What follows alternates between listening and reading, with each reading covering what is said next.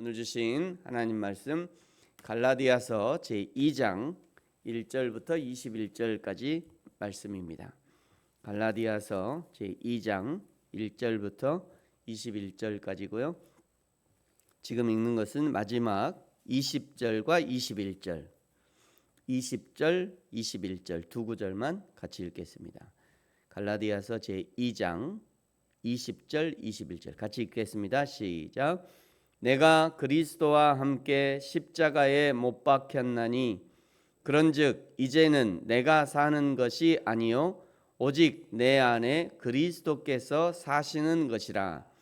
이제 내가 육체 가운데 사는 것은 나를 사랑하사 나를 위하여 자기 자신을 버리신 하나님의 아들을 믿는 믿음 안에서 사는 것이라. 내가 하나님의 은혜를 패하지 아니하노니 만일 의롭게 되는 것이 율법으로 말미암으면 그리스도께서 헛되이 죽으셨느니라. 아멘. 갈라디아서 1장에서 바울은 자신이 어떻게 예수님을 만나게 되었는지 간증했었죠. 그리고 이방인의 사도로 쓰임받기까지 13년이라는 훈련의 기간이 있었다고도 설명했습니다. 이제 2장의 첫 부분에서는요, 이스라엘 사람들에게 가장 큰 자랑 중에 하나인 할례의 문제를 먼저 다룹니다. 2절에 바울은 굳이 자신이 예수님을 만나고 예수님이 자신에게 주신 사명을 굳이 사람들에게 증명하고 설명해서 사람들로부터 인정을 받으려고 했던 것은 바울 자신의 다름질을 헛되이 않게 하려 합니다. 바울은 그것을 위해서 3절에요. 디도에게 헬라 사람 디도에게 할례를 허락했다고 합니다. 디도의 할례는 디도가 스스로 자원하여 할례를 받겠다고 한 것이죠. 아마 디도는 생각했을 거예요. 자신이 바울 곁에서 계속 복음을 전하는 일을 하기 위해서 사람들이 걸림돌이라고 생각하는 이 할례의 문제를 해결하는 것이 좋겠다 생각을 한 거죠.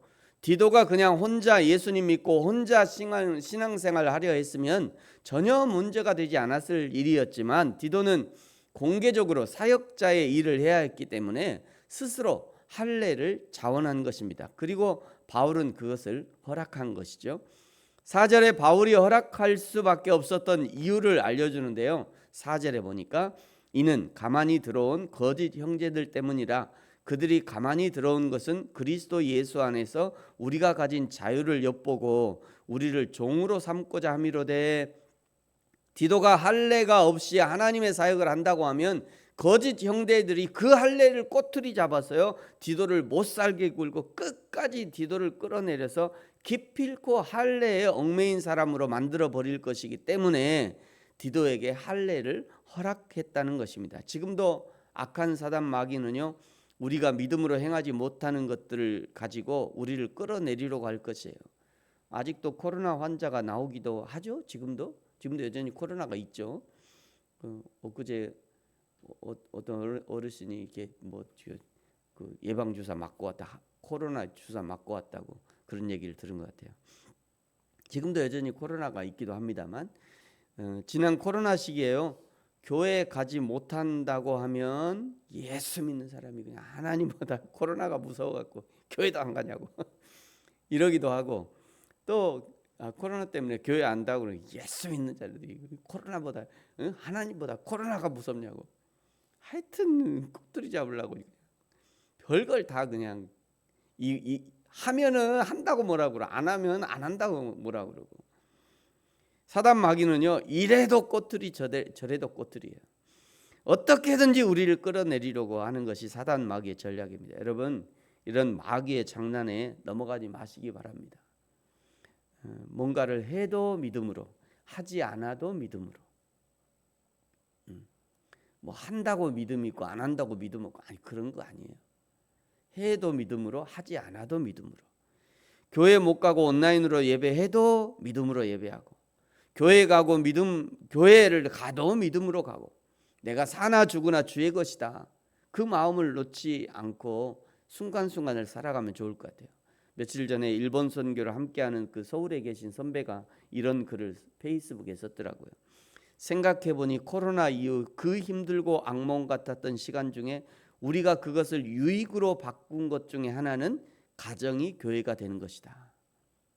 이분은 가정에서 남편과 예배하는 것이 그렇게도 좋았대요. 교회 안 가고 온라인으로 예배하는데 이제 자녀가 없으니까 이제 60대신데 자녀가 없어서 이제 남편하고 오롯이 둘이 앉아서 예배한 거예요. 근데 그 순간이 너무나 행복했대요. 물론 지금은 교회 가니까 더 좋대요. 그런데 코로나 기간 동안 교회 안 가면서 온라인으로 예배하면서 모니터 앞에서 앉아서 두 분이 같이 예배하는데 그렇게도 좋더랍니다. 이것이 믿음을 하는, 그분이 교회 가기 싫어서 안 간 게 아니라 근데 그 순간이 너무나 행복했대요. 그래서 이렇게 썼더라고요. 요즘은 이 정도의 그리스도인이면 걱정할 필요가 없죠. 이런 분들은 사막 한가운데 던져놔도요, 거기서 낙타 앉혀놓고 예배할 거예요. 그리스도인이라면 누구든지 이 정도는 할 수 있어야 한다고 생각합니다. 집에 앉아서 모니터 앞에 앉아서도 믿음으로, 교회 가서도 역시 믿음으로, 어디서든지 믿음으로. 7절에요. 바울은 이방인의 사도로, 베드로는 유대인의 사도로 부르심을 받았다 알려주죠. 그러면서 11절에 베드로와 있었던 일화를 소개하는데요. 베드로가 안디옥에 왔을 때 이방인 형제들 앞에서 외식한 것을 지적합니다. 어찌 보면 베드로는요, 예수님의 수제자였고요, 바울은 새까만 후배였어요. 그런 후배의 질책을 받고도 베드로가 한마디 대꾸하지 않은 것을 보면 베드로도 자신의 잘못을 인정한 거죠. 그러면서 16절에 바울복음의 핵심을 말씀합니다. 우리는 보통 20절, 21절만 달달 외우는데 16절이 굉장히 중요해요. 여러분 16절 같이 한번 읽을까요? 시작. 사람이 의롭게 되는 것은 율법의 행위로 말미암음이 아니요 오직 예수 그리스도를 믿음으로 말미암은 줄 알므로 우리도 그리스도 예수를 믿나니 이는 우리가 율법의 행위로서가 아니고 그리스도를 믿음으로써 의롭다함을 얻으려 함이라. 율법의 행위로서는 의롭다함을 얻을 육체가 없느니라. 그런데 이 말씀과 함께 바울이 기록한 구절이 오늘 우리가 읽었던 20절에 있다는 것을 기억해야 합니다. 여러분 20절 같이 한번 읽겠습니다. 시작. 내가 그리스도와 함께 십자가에 못 박혔나니 그런즉 이제는 내가 사는 것이 아니요 오직 내 안에 그리스도께서 사시는 것이라. 그 다음이 아주 중요해요. 그 다음 아주 중요합니다. 이제부터 시작. 이제 내가 육체 가운데 사는 것은 나를 사랑하사 나를 위하여 자기 자신을 버리신 하나님의 아들을 믿는 믿음 안에서 사는 것이라. 아멘. 16절에서는 오직 믿음으로 말한다고 하면 20절에서는요, 내가 내 안에 그리스도가 사시고 그 그리스도와 함께 나도 육체 가운데 살아가는 것을 말하는 겁니다. 내 안에 예수님이 감동을 주시고 동기를 부여하시면서 행하기 원하시는데 내가 행하지 않으면 그것은 더 이상 그리스도와 함께 사는 삶이라고 할 수 없죠. 그리스도와 함께 살기 위해서는요, 반드시 내 안에 사시는 그리스도, 내 안에 사시는 성령의 인도하심에 순종함으로 그리스도가 원하시는 그 삶을 살아가야 그것이 그리스도와 함께 하는 삶이 된다는 거예요.